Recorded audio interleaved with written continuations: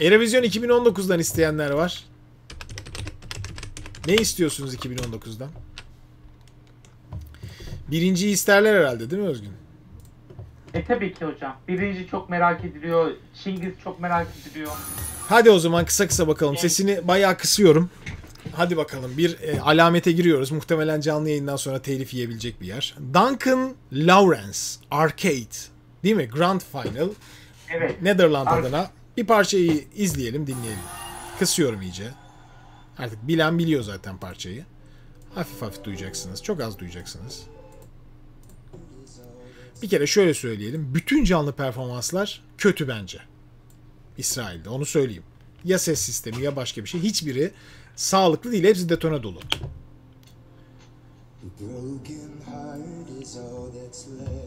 Görüyorsunuz değil mi? Hafif hafif kayıyor fakat toparlıyor. İlginç bir ses bu arada. Baritonal bir renk. Oh, the crack. Oh.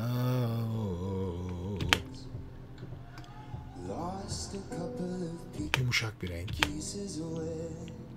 Oturarak söylüyor baştan sonra. Değil mi? Hiç kalkmıyor değil mi Özgün? Hep oturuyor baştan aşağı. Evet hocam, hiç kalkmadan söylüyor. Hı-hı. Daha çok ışık ve görsel şov kullanılıyor. Hı-hı. İlginç. Mikrofonu da aşağı doğru ayarlamış. Çünkü yani piyanoya bakarak söylemek istiyor ve seyirci umrunda değil. Doğru çalayıp doğru söyleyeyim de. Gördüğünüz gibi bariz detoneler var. Ama hiç kolay değil. Dediğim ya, bir problem vardı bu sene de ne olduğunu bilemiyoruz.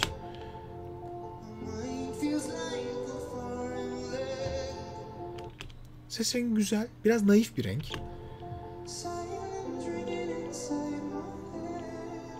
Çok temiz bir falsettoydu. Oh man, cool. Evet. Şimdi bu kadar baştan sona oturarak yapılmış biraz sıkıcı bir performansın televizyon çalışmasını izliyoruz şu anda. Bu bir sürpriz değil. Bu çalışılmış. Yani demişler ki işte 57. saniyeye kadar ben kafamı önde tutacağım. O kelime geldiğinde de sol kameraya bakışımı atacağım. Ya çünkü bu adama ne yaptırabilirsin oturan adama? Bak. Hemen öncesinde giriyor kamera. Ya. Yakaladım seni. Çünkü adama bir artistik yazamıyorsun. Orada da seyirci bağırıyor tabii gördüğü için bunu.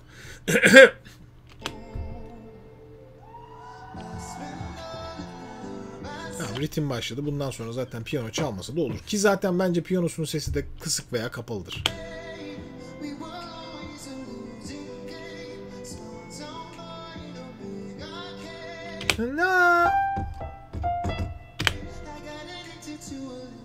Muhtemelen yüksek bariton bir renge benziyor. Tamamın direkt falsettoyla. Do natural.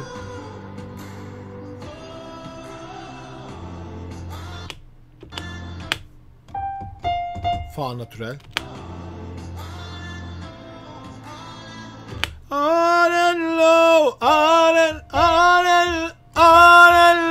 Tam açık geliyor. Bakın izleyin. Kafa bölgesi. Şu ondan önceki O var ya.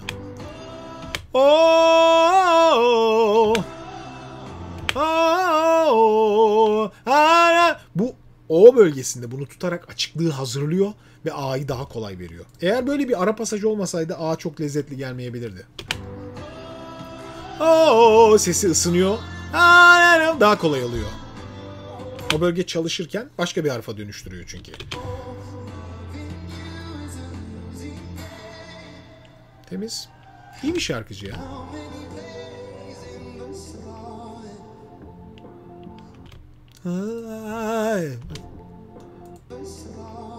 Hızlı vibratolar. Bakın. Gene kamera yakalatmışlar burada çocukcağıza.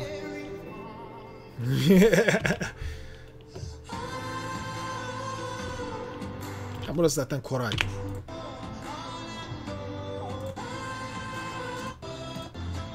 Parça içinde başka bir aksiyon yok.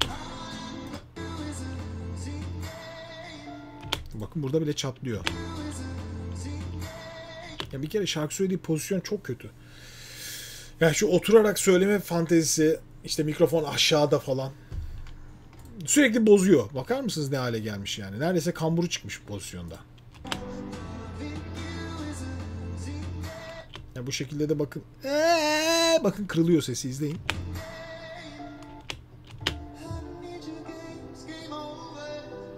Çoğu falsetto zaten tizlerinin. Kolay yapılabilecek şeyler. Çok kırılıyor, çok. Duyuyorsunuz değil mi?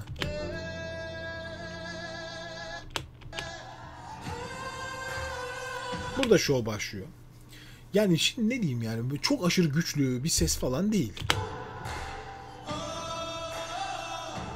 Şarkı ekmek yediriyor birazcık. Işık oyunları.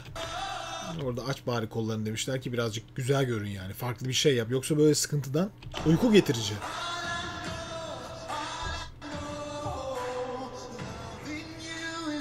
Burada da detone.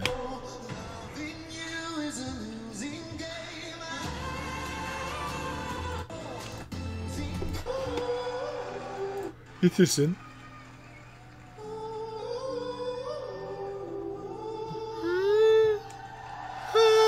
Evet. Evet. Özgün, sen ne düşünüyorsun? Benim bütün fikirlerim bunlar. Ya ben şarkıcının çok güçlü bir sesi olmayan, sadece şarkıyla işi götürdüğünü düşündüm. Yani şarkıyı sevmiş insanlar. Yoksa şarkıcı bence çok iyi bir şarkıcı falan değil. Yani hocam şey var bunda genellikle.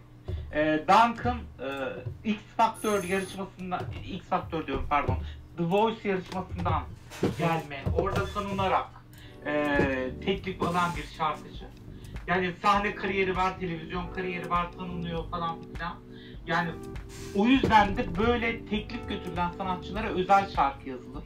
Özel performanslar, işte özel koreografiler yapılır. Ama Duncan zaten hocam 2 aydan beri favori olarak geldi. Ha, nasıl Bundaki oluyor? O da ilginç. tamamıyla çünkü hocam şey biraz bana göre çok iyi bir yani balatlar arasındaki en iyi balattı. Yarışma içindeki. Tabii şeylerde çok vurucu olmayınca hareketli şarkılar, dans pop şarkıları da çok iyi böyle beklediğimiz kalitede hareketli olmayınca bir balat şarkının kazanacağı kesinlikle. Ve oyu da genellikle jüri ve yani hem jüride hem televotta birinci olması zaten Duncan.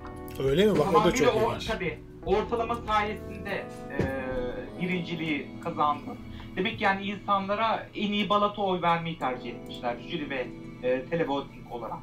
Yani ortalama olarak, ama jürinin birincisi zaten İsveç'ti. Televoting birincisi de bildiğim kadarıyla yanlış hatırlamıyorsam şeydi. Kuzey Makedonya. Yanlış da olabilir. Kusura bakmayın, çok iyi takip edemedim yarışma. Ama şundan bahsetmek isterim hocam. Bu analizi içinde bahsettiğiniz konuda. Şimdi Eurovision'un şeyine girmek lazım hocam, içeriğine.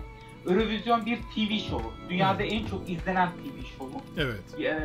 Bu İsrail'deki yarışmayı da bu yıl 180 milyon kişi izlemiş. O yüzden de televizyona yönelik çalışmalar yapılması isteniyor. Yani oradaki seyircileri gaza getirmek ya da seyircilerle iletişim kurmayı özellikle beklemiyor. Eurovision'u yapan, işte düşünen o ekip. O yüzden de ilk önce hocam sizden şey istiyorlar Nisan ayı içinde. Şarkınız belli olduktan sonra gri bir stüdyoya giriyorsunuz. Tüm duvarları gri olan bir stüdyo. O ne ya? Bu stüdyoda sahnede yapacağınız şovu yapıyorsunuz. Ve bunu videosunu Ebu'ya yolluyorsunuz. Ebu oturup sizin işte yapacağınız performansa göre bir timeline hazırlıyor. Kameralar, ışıklar, arka plan tamamıyla buna göre entegre ediliyor. Yani oradaki kameraya bakışı bile saniye saniye.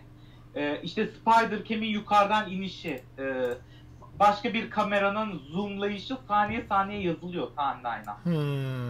Ve ondan çıkamıyorsunuz. Yani tabii. Bu Eurovision dediğimiz iş yüksek prova gerektiren, günlerce tabii bir aya yakın provalar sürüyor. Doğru. Hatta sanatçılar gelmeden önce o ülkedeki amatör sesler sahneye çıkıp aynı şarkıyı aynı şekilde söylüyor. Buna stand-in provaları deniyor. YouTube'dan da izlenebilir. Evet Yani anlıyorum. bunlar öncesinde defalarca çalışılıyor. Duncan belki 8 defa şarkıyı söylemiştir provalarda. Yani şimdi böyle bir içerikten bahsediyoruz. O yüzden tabii dediğiniz doğru. Bu tamamıyla televizyona yönelik bir olay. Çünkü Eurovision bir TV şovu. Aynen öyle. Aynen öyle. Peki Cingiz'e bakalım şimdi Özgün.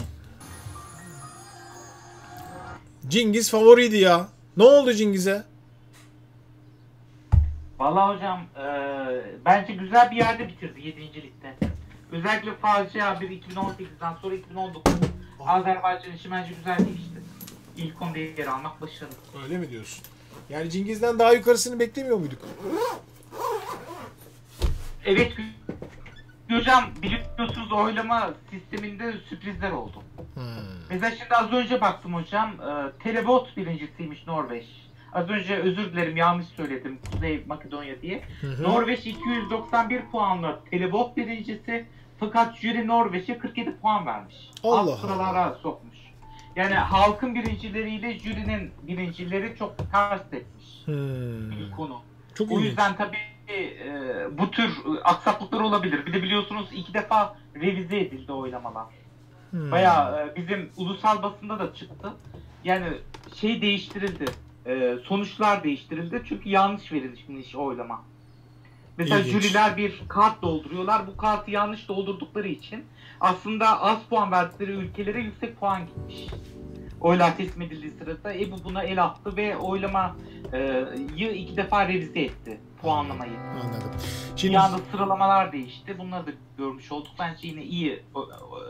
7. lig iyi bir rakım oldu. Peki, çok konuştum, kusura bakmayın. Estağfurullah. Cengiz değil Çingiz demiş Arzu. Tamam. Çingiz. Çingiz Truth. Aynı hocam, yani kökeni aynı. Çingiz ve Cengiz aynı isim aslında. Abraham, İbrahim gibi. Tamam. Şimdi bakalım. Cengiz de bir yani Çingiz diyeyim hani sizin dediğinizde. Cengiz de bir bariton.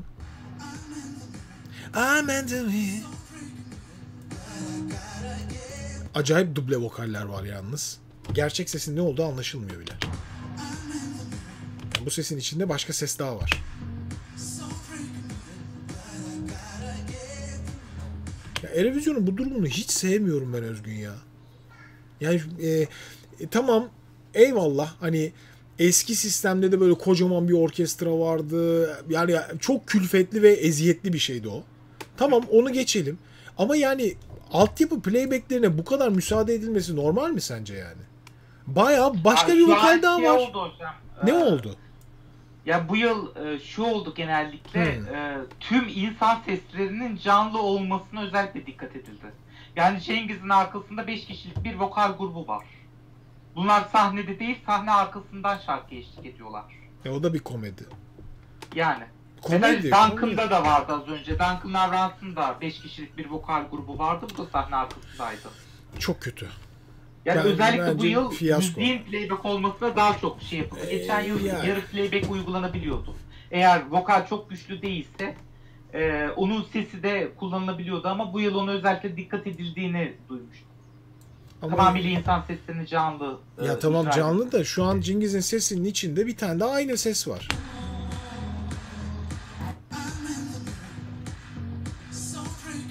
Duyuyoruz ya, 2 tane vokal var. 2 ses geliyor. Yani bu canlı okumasa böyle playback'in içine gizlenmiş. Kirli okuyor.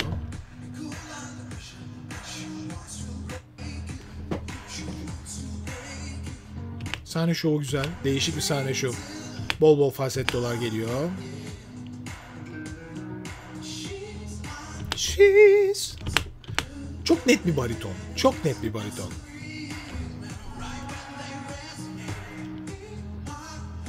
Ki hani Cengiz'in canlı performansının iyi olduğunu görüyoruz zaten.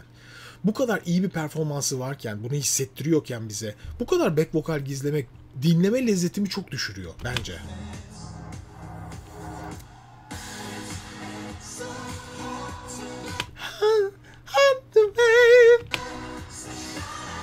Çok temiz. Ya keşke şunun bir akustik versiyonu olsaydı dinleseydik be Özgün. Var mı bunun hiç akustik versiyonu? Valla Parça burada ne oluyor?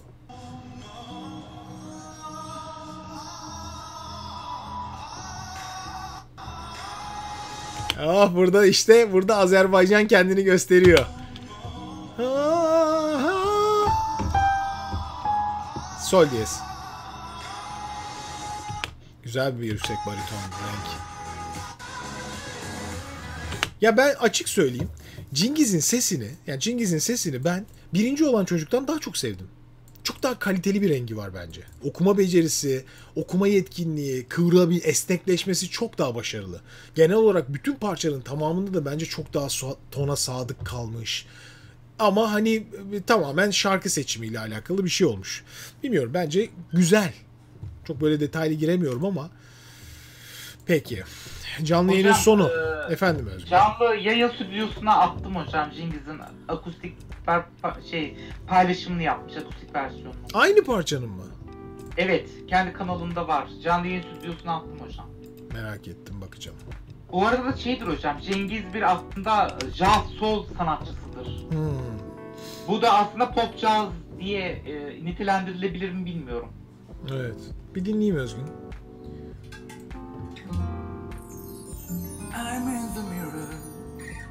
Hocam bu arada chat ekranı kapattım. Ya pardon, haklısın. Pardon.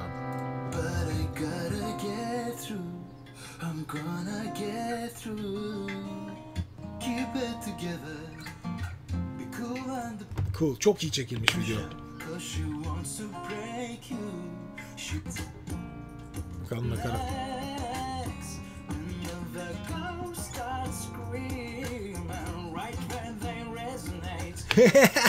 Çok iyiymiş.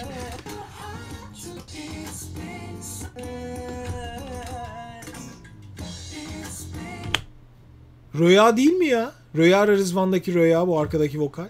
Ben yanlış mı görüyorum? Dur bakın, bekler yazıyordur belki. Yazmıyor ya. Yazmıyor.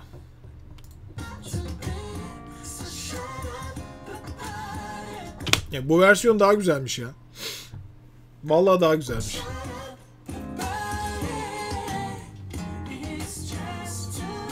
Yalnız var ya, Cingiz'i ne zaman izlesem içimden bir Tarkan hissi geçiyor. Neden? Çok acayip ya. Kuzu kuzu hissi geçiyor. Neden geçiyor bilmiyorum yani. O sıcaklığı yansıtıyor bana hep. Tarkan kuzu kuzu. Hocam, evet.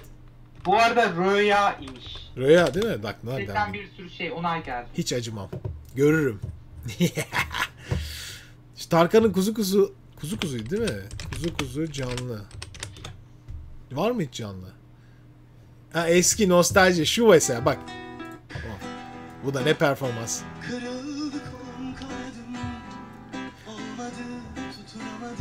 Ayhan Günyıl.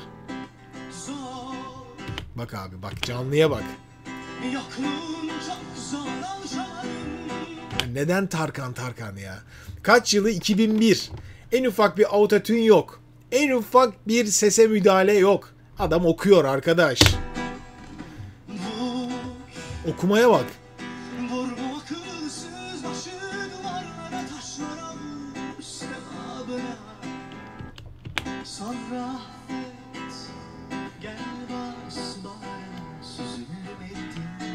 Pesler.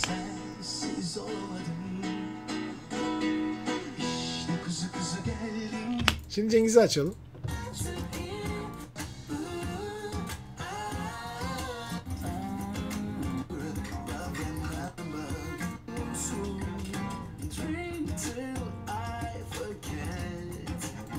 Bir his var ya, garip. Ben bunun ne olduğunu çözemedim ama o Tarkan'daki ses lezzetinin bir tadı var Cingiz'de de. Bu versiyon çok iyiymiş be. Neyse. Ya her şey revizyon değil ki arkadaş. Müzisyenlik baki olan şeydir. Tebrik ediyorum Cingiz'i gerçekten. Hocam